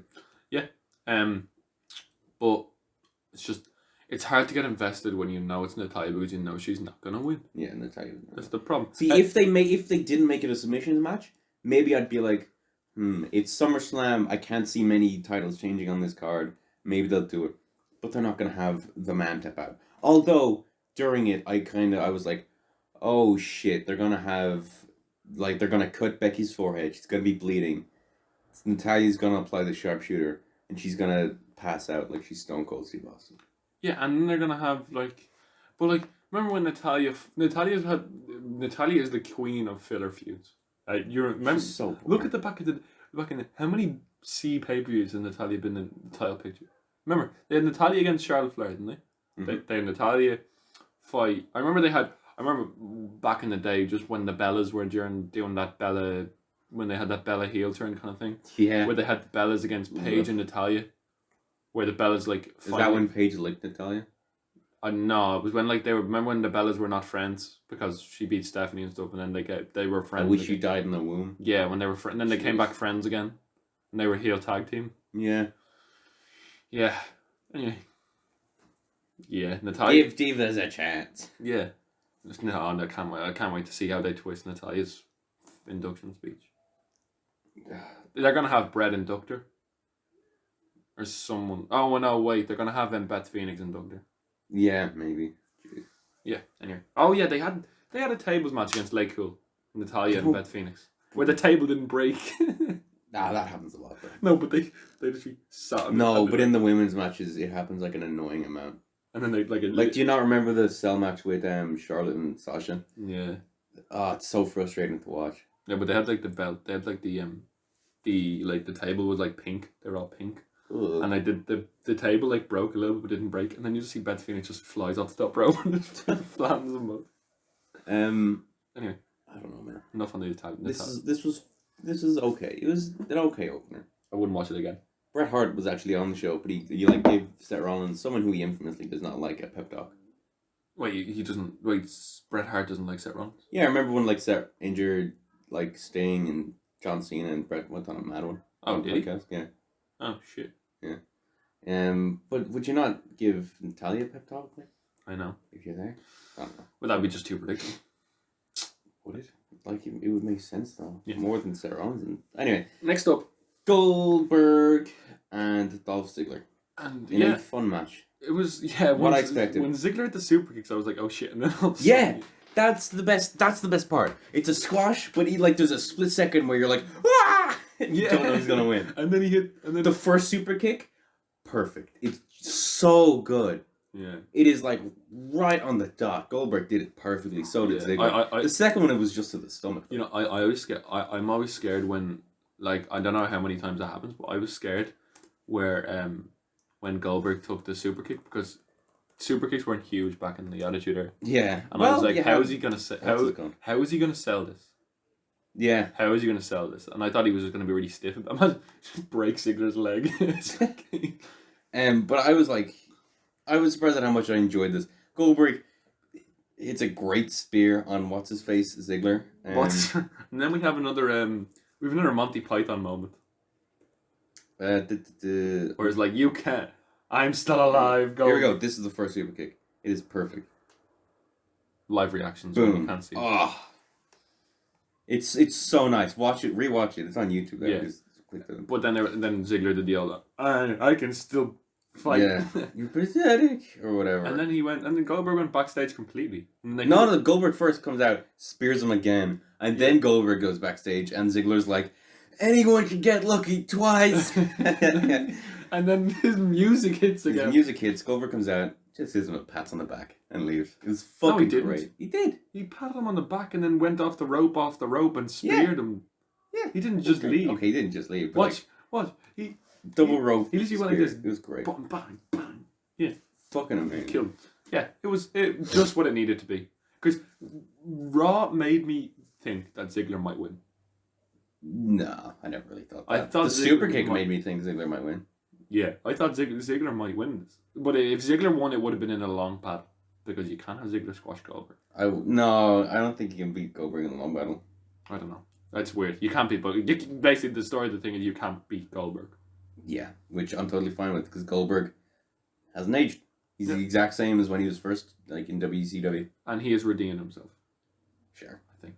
Fuck it. Yeah. Okay. I don't think he needed much redemption. I don't think. No, shit It happens. wasn't him that people were annoyed about the match. It was Taker. Yeah, shit happens.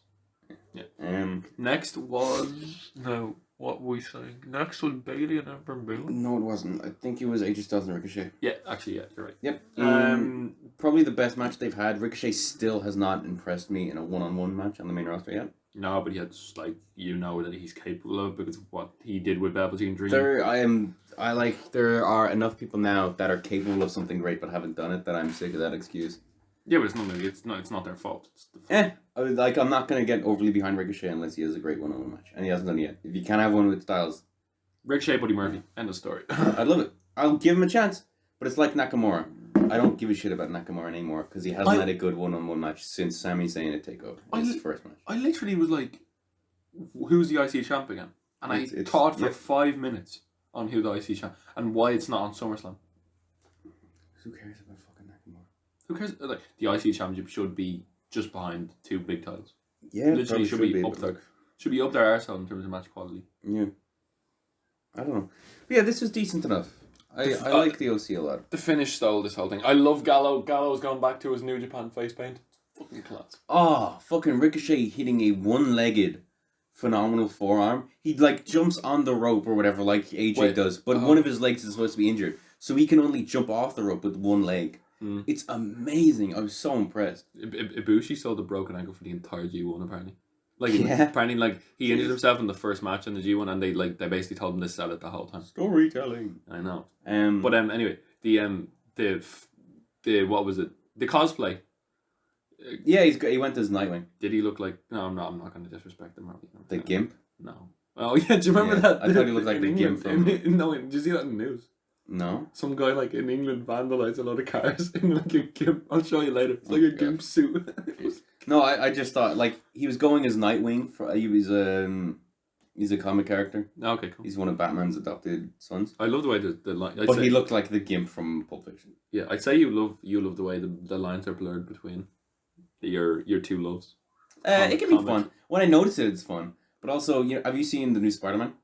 I was supposed to see it today actually with my brother, but he went to Wexford instead. I actually was supposed to bring him to see it. But there's a character in it called Mysterio. I know that it's the villain in Spider-Man, isn't it? Yep. And he's a nice suit. And at WrestleMania 35, Rey Mysterio came out dressed as Mysterio. Yeah, I remember that. And I just remember screaming to my family, "It's Mysterio!" And they were like, "Okay." Yeah. He was scheduled. Oh, no, but I heard Rotten Tomatoes is giving that like 95% to new Spider-Man. New Spider-Man, yeah. I saw it 3 times. It's good. Is it worth 95%? Well, the Rotten Tomatoes are not really. Probably not, but it's good. No, it's good. Okay. Great post-credit scene. That's that. Really good. Apparently, a lot of movies rely on if you have a bad post-credit scene, you go out there feeling very angry. Nah, like a post-credit scene, it never like destroys a movie, but it can save some. You can save. Or at least like it will make you talk about it. Yeah, but the best thing about this match was the finish. Oh my god, what a... Did he go for 630? No, Ricochet was he going for? He went for some sort of whisper in the wind kind of thing. And with Styles... And AJ caught him and like... It was like he was about to powerbomb in midair. Yeah. But he caught him and then... He just held onto his legs like in between his head or whatever. I was like, how can you let him slide down within a split second of catching him? And he slid down what was it? Into position for the Styles Clash. Yeah. Fucking great finish. Great finish. Like, oh my god. Great. I never thought I'd say Styles Clash out of nowhere because it's such a weird move. Yeah, it's just I think imagine someone did like a shooting star press and like he caught him like in midair and flattened him with something. That would, if he could do that. I think they could if they practice a lot. And now we're getting AJ Styles versus Seth Rollins for the Universal Championship. I thought that was going to be a Raw match, but what's his face? Styles could win. Yeah, Styles. And I could see Balor coming back and winning the US title. Because something happened on SummerSlam that might imply that. In the pre-show. Yep. Oh, wait, Gallows and Anderson came up to Balor and were like, Gallows, Anderson, and And Styles Styles were did. coming up to man. Balor was like genuinely happy to see him this time, unlike other times where he's like, get out of here. yeah. And they were like, hey, if you need any help with the Fiend, just. And then they gave him like a 2-sweet. And Balor, like, he looked like he was considering it. I think Yeah. he's going to join the club. He'll do that. Yeah. Or the OC. As a heel Finn Balor, please. Demon! Prince Devitt, Oh!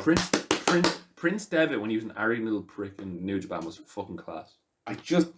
Did you ever see? I cannot wait for more Demon. Give me it. Did you ever see their entrance I did, yeah. It looks when he was fucking just like on the shoulders? Yeah, And in his last Progress match, he cosplayed as the Joker, full Joker outfit. of course he did. So good. It was him against Aleister Black, and he cosplayed as a full Joker. I'm just. It's a bit of a pity that like his best makeup they used on NXT so far. Just look up Finn Balor, Prince Devitt in Progress I'm as just the gonna Joker. look up Finn Balor makeup. No, but look up Prince Devitt Joker in Okay. Progress, and it's actually fucking. I'm just gonna spend the entire time we're talking just looking at his different teams. Yeah. Anyway, so AJ retained the title. I think they're going for a. Fuck, that looks good. Yeah. He looks great as the Joker. Jeez. Yeah, it's fucking class. So I love Finn Balor so much. 2K16 mods. Yeah. Anyway, yeah. Fucking. It was. It was a good. What It are was. we It was. talking about? It was one of the better matches. We're talking about the end of the match. Oh yeah. It wasn't one of the better matches, but it was solid. I enjoyed it for what it was. What was the next match? The next match I believe was probably Bailey and Ember Moon. Yeah. I think. Well, like it doesn't really matter about order. We're just going to talk about all the matches. Yeah. Because This was easily the weakest match on the show, yeah, without a doubt. it happened as well. I'm gonna. It Oh, happened. that's good. It happened. It's nice making. Oh, you know what? The initial SummerSlam, like when he won the title, it's like Demon King written all over him. That looked great. Tore that off the book. Yes, he did. Fucking poor guy. Oh my gosh, such a waste. Yep. I remember his entrance at Takeover. One of the times when it was in Takeover, was it Takeover London? You know what? I take it all back. He looks great no matter what the makeup is. Yeah, but remember when? Did you ever see the one where he had a top hat on? Yeah, that's at London. Yeah, that was at London. That's incredible. Yeah. Okay. I love the way we're doing out of context interruptions to this podcast. It's brilliant. It's like It's amazing. It's like, what are they really looking is. at? fucking so good. Yeah. Oh, it's a picture of him in the Universal title. Oh, Jesus. Kieran's. I'm gonna cry. Yep. He's one of my favorites ever. He's so good. Yep. And then the only thing I've seen him do that's bad in face paint was that fucking promo where he stuck his tongue out. Jesus Christ. Kieran. I'm not gonna show you I'm not gonna say what I just saw. No, you know when he stuck his when he went like Yeah. it's just like, he's a fucking dog. Man, just give me more Demon, bro. Yeah, this is one of the things that you see. Come on. I see Oh more. my god, that's fucking class. Yeah, I know. That should be a thumbnail for when you get to that NXT episode. When you get to an NXT episode with Finn Balor. Yeah, sure. Whenever that happens. Look at that. Yeah. That's his eyes up there. What were you saying there? Yeah, I was just saying that next match, Bailey and Ember Moon. Bam, fucking boring. It was Just dull. yeah. Ember Moon is really good. Like she's a fucking unreal finisher. No, is she? She's never impressed me. She's a great finisher. Oh yeah, no, her finisher's fucking incredible. But like individual match wise, she's just like never gotten me that like, oh my gosh, you know. Yeah. Since like same with Bailey. What Bailey's last great 1-on-1 was against Sasha Banks like 4 years ago. The just don't match with see the it. flowers at the end, and Sasha made little Becky cry. Now Little Becky, I can't remember. Liz. What? Izzy. Yeah. Yeah. She pays people for meet and greets now. Yeah, I know, sorry. it's She great. charges people for meet and greets at the indie events now. It's cool. No. But like, Yep. Talking about paying for meet and greets, for people who like reality TV, Love Island stars are charging people 10 grand to show up at their birthday party. 10 grand, wow. Fucking, Jeez. I love. Fair enough, man. Anyway, You can make money, um, I'm just he's now- he's looking through Al Balor stuff. yeah, because I like there was a point where he genuinely was like everyone thought, even the company thought that he was the next megastar, and then he got injured, and they just I guess Vince lost faith. But there's no difference between when he was the next megastar and now. What problem. But The difference is he doesn't get the Universal Championship a month into coming back. yeah, he's still great. He just got injured, and I think Vince lost faith. When he joins the club, it's gonna be really good. And I hope he comes back after this 2 months. Oh my god, he'll be back for the club just in time for Survivor Series. I think they might do Undisputed Era versus the club. But the club who wins that though? I think you have it. I don't know. I honestly don't know, but I think they might do. But who'll be the 5th member of Undisputed Era? No, there's only 4. 4 and 4. Sorry. Be great. Yeah, it'd be really good. Anyway, we have. Oh, I just got depressed talking about Finn Balor. Kevin Owens and Shane McMahon, I'm pretty sure, isn't it? That was good. This won me over the more it went on. At the start, I was like, really, you're doing a screwy thing. I thought they were But then, like, hitting Elias with the chair, and then fucking ballsing Shane McMahon. Yeah, but I love that. I thought Shane was going to jump off, do something. Nah, I didn't. Oh, he hasn't done that in a while. Oh yeah, I love this segue. I'm sorry about all the segues from NXT, you know. But Velveteen Dream did a coast to coast elbow drop. Oh, really? Wow. He Pete Dunne had Roderick Strong in like Roderick Strong had Pete Dunne like an armbar off the top rope. You know, in Squared Circle there was a gif of someone doing a shooting star. Yeah, I saw that. Wow. I saw that. It was class. It was in a Hell in a Cell match. Yeah. It was class. I just want to see if I can find it. I thought this match had potential to be the match on the night, but it wasn't. Did it? Yeah, I think. I didn't think so. It was just under. Like it was. I enjoyed it though. It was a solid match. I think it's what the card needed at this stage of the night. It was fun. Most of the matches were good. Yeah. Shane. Obviously, Owens won, saving his job. Yeah, thank fuck. I was afraid he wouldn't. I thought they might have done a thing where like he invades every show or whatever, which would have been boring. Yeah, I've seen it a lot. How do they ride off? Shane. Yep. How would you ride off Shane? How would I ride off Shane? Yeah. Well, they put themselves into a corner in that he doesn't want to, or at least he's not willing to. I suppose. I honestly have no idea unless you just injure him enough that he's gone. Like cut off his balls or something. I don't know. Yeah. Could you? There must be like because it's got to be something like if Shane puts it on the line, then Kevin Owens will put something else on the line as well, right? Yeah. But what would Kevin put on the line? He's already put his career on the line. Would he win the title? Like Shane would win the title? No. Like Kevin will win the title and Kevin puts it on the line. And then Kevin says you have to put your career. I want to see him with the title and I can't see it, to be honest. Unless it's the IC title. But I don't see why Shane would want that. Yeah. He hasn't gone after titles much. I don't. It might just be a big blow off Survivor Series thing and you know what? Survivor Series. They'll have a 5-on-5. Oh, Team Kevin against the team. Yeah, and then Kevin wins all of and like Team Kevin's gonna be all the people that like it'll be like Shane Team Kevin will be like Kevin, Roman, The Undertaker. It'll be like all these people who like fought Shane. Or they could do and then or they could do a thing with Sammy, like who does Sammy join? Like fuck that. I'm not bothered with that. But like I can they'll and then like say Team Kevin loses, everyone gets fired. Team Shane loses, only Shane gets fired. Yeah. Oh, okay, yeah. That's interesting. Yeah. Next up was this was terrible. Really bad. Kofi Kingston against Randy Orton. It's just a bit boring, like. Yeah. I thought Orton would actually give it like effort. Yeah, it wasn't. No, and it was just a weird finish as well. The finish was awful. A double count out, really? Yeah. At SummerSlam? It's just strange. It's fucking frustrating and annoying. And like at least we could have heard. I mean, if Randy called the family stupid or something, maybe there was some sort of continuity there. Stupid. But, yeah, I do like the promo where he's like stupid. I did like the pre-match promo. Yeah, it was good.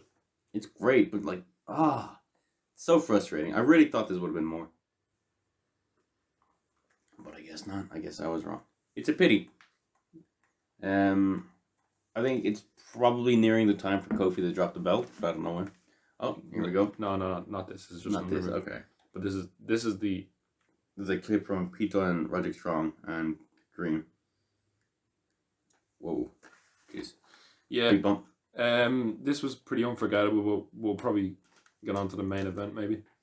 Yeah, this was just like, I just don't know what they were doing, man. I really don't. No, like, and they're continuing the feud. like your big SummerSlam blow, like match for the WWE like championship, should not end in a fucking countdown. Okay, here's the coast to coast. Coast to coast elbow drop from Oh my Velveteen Dream. gosh. Fuck, that's some distance. Yeah, I know. Yeah, he nearly That's some missed it. distance. Yeah. But anyway. Yeah, there's not much more to say on that. No, Randy is good when he tries. Same as Randy and Lesnar are very similar. No, Lesnar always tries. It's just he's booked poorly. The only problem with Lesnar's last championship reign is that it always ended in one F5 and that was it. Because they wanted to build up the F5 so Roman could kick out a 5 of them. Yeah. The matches were always really good up until then, except maybe the exception being his Strowman match. When you put that in perspective, it's quite damning. Yeah. It's like one F5 build. You're really you're burying 4 people to grow one person. It was frustrating. Yeah. But I just like... We'll talk about it. Next we'll talk about Trish Stratus and Charlotte Flair.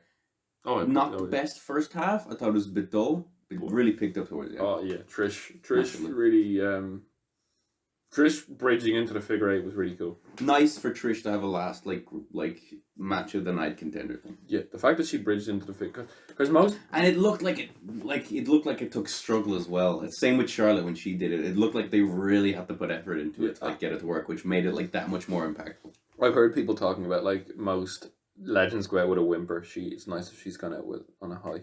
Because if not, it would have been what, the fucking Royal Rumble or something. Who did she fight at Evolution? She was a tag match, wasn't it? Oh yeah. She was supposed to fight Alexa Bliss, but then Alexa wasn't cleared like 2 days before the match. She fought her and Lita against someone. Alicia Fox and someone else, wasn't it? I don't know. It was a great opener, actually. I enjoyed it. Yeah. Great show. I'm surprised they didn't do another one this year. Because I would have loved to see it. They probably haven't announced one yet. But I think they've announced all their September shows. Oh okay. But it was in October. Was it? Anyway. Couldn't tell you. No, me neither. But Trish Stratus was... she was very good. I enjoyed her.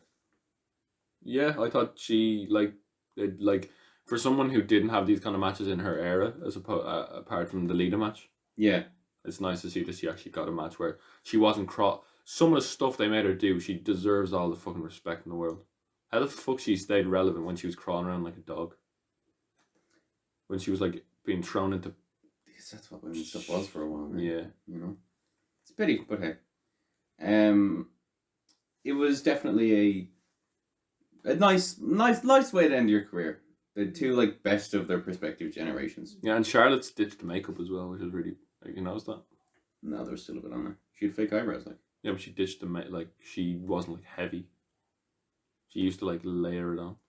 I don't know. I couldn't tell. Maybe she's thinking about like Republic image. Maybe I don't know. I don't know. I never really thought about But that. anyway, no. Sex is like so. No, but she. Do you see the picture of Charlotte and Andrade? No. Look, it's fairly photoshoppable. I'll just say that much. It might be on her Instagram. Wait, she photoshopped it? No, but like it's something that could very. There we go. Here we go. What? I could just see that being photoshopped for there being something in between there. You know. What is she? What? Oh, fuck! Yeah. I didn't know she was doing a wall sit. But like. Oh right, I'm trying my best not to say anything about the positions. just look up Charlotte's Instagram. You see what someone goes in the comments. Who's gonna say it, or are we gonna let her pass? Yeah. I'm trying not to say anything about position. Yeah, look, just look at her Instagram. Yeah, look at Charlotte's. There's a picture of her working out. She's doing a wall sit and Andrade standing on her lap, which is pretty impossible. Like right now, from that sounds innocent enough, but like just no, I'm sorry, you can't wall sit with it. You know what? She doesn't care because she'll split up that. So I'm headed straight for That's what I'm talking about now. Yeah. Yeah. Look. Anyway, do what you gotta do, I guess. Yeah. She got put over, even though she doesn't need to. But she got put over by being a legend. What? Fuck it. Yeah. Of course she's gonna. Like, why would you put Stratus over? No, but like, as in, like, it's good to see that. Like, now she's what, 3-0 at SummerSlam? Yeah, or she's 4-0. She's taking the title back off Bayley. Probably. Sure, fuck it. But where do you go from Okay. there? You need a defining feud. You need something. Oh, her and Bailey could last till Survivor Series. Yeah. And then she'll fight probably Sasha. I don't know. Oh, we're going to get Sasha and Bailey, aren't we? Yep. There you go. Okay. Cool. Awesome. Interesting. But Then the penultimate match, The Fiend versus Finn Balor. Well, it Finn Balor comes out in all white, it was very nice. It was cool. But then the real entrance that you want to see. Wow. Bray Wyatt lanterns. Oh my! So Bray Wyatt cut off the head of the old Bray Wyatt, opened its mouth, stapled its eyes shut, and uses it as a lantern. What the fuck? And so good. I wouldn't call it music. I would just call it. It was a mashup of his old theme tune. It was a remix of his old theme, or a cover of it, and it was fucking. It's not as with this old one. I like Gemini after that because it's a really good song. With this one, it was like this. It was just noisy and loud and dangerous. Oh, and then when he got into the ring and you have the strobe lighting. Yeah, and just. Do you remember when? He looked amazing. What an entrance. Yeah, do you remember when W had that intro with no strobe lighting effects and you see all the strobe lights? It was like that, but I've never seen that on TV. The way they filmed it as well, they very clearly did not want it to be like everyone else's entrance where you see him walking down the ramp. Everything was so dark. It would show him for a second. It would zoom past his face and go back into the darkness, and you wouldn't be able to tell where it could. So he'd just appear from a different side every time. It was really well done. You wouldn't want to have any you medical issues watching this entrance. Oh jeez, yeah, but that's a lot of them. But they do not want to make him look normal. They know they're onto something great.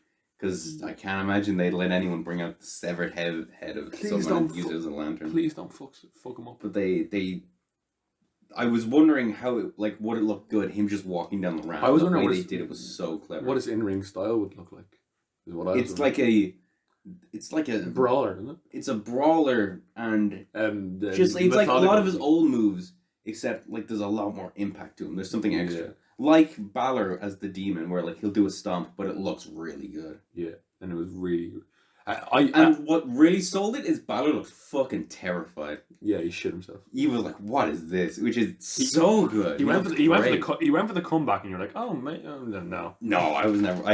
You gotta be an idiot to think Balor was gonna win this. No, not win, but you thought Balor's having a comeback. I thought they were just gonna squat. No, never mind. But and he's bulked up as well, and especially in the top. His legs are really thin, but the top half of it's really heavy now. Yeah, I really hope he fights a little bit as Blue's Clues Bray Wyatt. No, I don't know.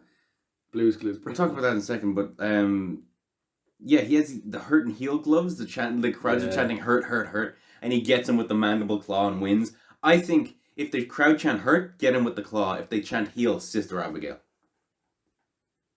Yeah, because the mandible claw hurts. And then the Sister Abigail is like, "We're gonna heal Abigail" or whatever. Yeah, which is I'd love if there was that little level of fan interaction there. Yeah, decide what's gonna happen. Or because fuck, it was and then just Balor passes out just on the ground and gets pinned at the same time. Fucking great match. No wonder them boxes sold out after that performance. And then you put boxes on sale that there's only 500 of them. Fair play to them. They don't. Man, I think they know that they have something great here because they have let it be a slow burn. We first saw the Mercy puppet on the Raw after WrestleMania. Yeah, they have a new New Day here. They have a new kind of new. Oh yeah, I get what you mean. They do. They genuinely do here. This will print money for them. I'd say don't show him for the next 2 weeks. Don't have him do anything, and then all of a sudden he'll pop up and attack someone. I think they really need to use. He cannot wrestle on SmackDown or Raw or anything. Don't fucking waste your time on that. He probably shouldn't even wrestle every pay-per-view. Make it really special when he does. That's what I say. Well, have normal Bray Wyatt be around? No, don't even have. Just have your Firefly Funhouse. Every now and then, Fiend can attack it like a pay-per-view, but just he's not. You shouldn't wrestle as your Firefly Funhouse Bray Wyatt, just as the Fiend. But it's still rare. It's every second or third pay-per-view. Imagine you have him run through the crowd handing out sweets to kids. The Blue's Clues Bray Wyatt. Ugh. That'd be just when we see that guy in live action, it's gonna be crazy. Whenever because they're gonna do it at some stage. Have the Blue's Clues one there. Wait. Imagine the Fiend. I'm just thinking the Fiend on 2K20, or is it too late? It's probably too late. Imagine. Would have been cool. But just imagine the end. Imagine that entrance on 2K. Yeah. Oh fuck. This is like something great. They've really got to use it sparingly, and they got to know where they're going. Yeah, and they gotta have. They've got to do something that WWE are capable of doing, which is going long term. I could see him winning the title at Mania, to be honest. Off who? Whoever's the champion, I don't care. Mm. Maybe Kofi. I don't give a shit. And he could just have it for like months. Yeah. I don't know who would beat him. Maybe Balor would beat him. I don't know. Mm. Hopefully, I don't want anyone to be in a cult with him. I pitched the idea that like he would take Balor, like lights go off, and then him and Balor disappear or something. Oh yeah. And then you have in the Blues Clues, like Firefly, I don't have segments. He doesn't say it, but there's like this giant metal box in the back locked up with chains or something. No, I think it'd be great. And then like a couple weeks later, like he's like, and I have my friend here just to help me out, and it starts shaking or something, and something's trying to get out, and just like it goes on for like And it's the demon. 2 months. That's the thing. At the very end of it, like it gets revealed that he's gonna use like the demon as his lapdog to like just fight someone. And now that like the club are looking for Finn Balor or something. No, you don't have to do it like that. More just like Well, he's gonna like say someone wants to fight the Fiend or whatever, but Bray just doesn't think he's worth his time. He's like, we've got bigger plans tonight. Yeah. He'll just send out the demon. Fuck it. This is kind of like if you like if you like them kind of like comic book. If you like the comic book / WWE fan, this is kind of really cool. I think it's just cool anything. Like, when was the last time we had a really great supernatural gimmick? It was Bray Wyatt when he first came out. Yeah, and then with the last successful one was probably the Undertaker, wasn't it? Yeah. The only successful ever supernatural. Really? Yeah. So I just they're onto something great. I hope they can keep it going long term. That's a nice shirt. Jeez. And now we have our main event, Which was good. match of the night, man. Brock Lesnar versus Seth Rollins. People booed Rollins when he came out, and then all of a sudden he's white hot babyface. He's back, baby. I love him so much. I love this. You cannot watch this match and question why Lesnar is one of my favorites of all time. Finally, he sold a body part. He always does. No, He's such a good seller. Lesnar. Yeah. Yeah, no, I was talking about Rollins sold sold the ribs until the frog splash. Yeah, but whatever. Broken ribs. Fucking Lesnar grabbing his bandages and just swinging him around. Oh my god, that was brilliant. What the fuck? Oh, it's so good. I'm pretty sure they put them on really tight. Imagine if they grabbed them and just fell apart. I don't think it's that. I just think duct tape is like strong as fuck. Yeah. But like, wow, such a good match, such a hot match. I thought we were gonna get Brock Lesnar Kofi at Survivor Series, and we're gonna get like the 3rd annual,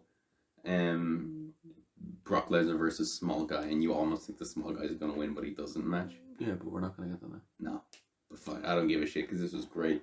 The crowd were losing their minds for it. Finally a proper full like 15-minute Seth Rollins Brock Lesnar match, and it delivered. Was it 15 minutes? I don't know. It probably was. Maybe it's 10. That frog splash was fucking class as well. Like to the table. Yeah. Oh, insane. And then he sold. Thank God he sold. Imagine he just got him. Thank God he sold the rib because his rib was fucking broken. It was such a great match. Like, man, love both the guys in the ring. So happy to finally see an actual match with them. Yeah. Great finish to the show. I was like, when it came out, I was like, wow, this really doesn't feel like it should probably be the main event. I was like, it doesn't. It felt like something else was gonna be the main event or something. I just couldn't think of what. Yeah, well done. But by the time it was over, I was like, yeah, this makes total sense. Class. Awesome. Really good. Really good. And that's the end of SummerSlam. That was the end of SummerSlam. Good show. I enjoyed it. I'll give it a B. Maybe. Yeah. B plus. It's good. Not every match is perfect, but most were enjoyable. Yeah, and the time. It was nice. I mean, I'm probably sure for you, it was nice to not have to watch 5 hours or something. Oh, yeah, no, that was fun. I watched it like late last night. It was really... I'm in a better place with WWE than I was a month ago. Let's just say that. Yeah. The Raws have helped that. They've been different. Yeah, I just hope... I don't know. Stone Cold's going to be on Hot Ones on Thursday. Oh my god, I love Hot Ones. That'll be good. Idris Elba's one was good. I liked Scarlett Johansson's one, but I love Scarlett Johansson. Jericho's was good. Jericho. Oh my god, Idris Elba was just like, these are not hot. He was just like, these are not hot, these are not hot. And then at the end it was like, oh, what the fuck? Because the last one. I think I could do Hot Ones. Sure. No. Yeah, no, go ahead. No, because like, My grandmother was Indian. I mean, like, I can take the spice. Sure, okay. Just have nothing to talk about. I just saw Snooki do a handspring bump. It's impressive. Yeah. Good on her. Yeah, that was... Ooh. Okay. Good on. Yeah. Oh, WrestleMania, what is it, 27? Never change. Oh, was that the... Oh, wait.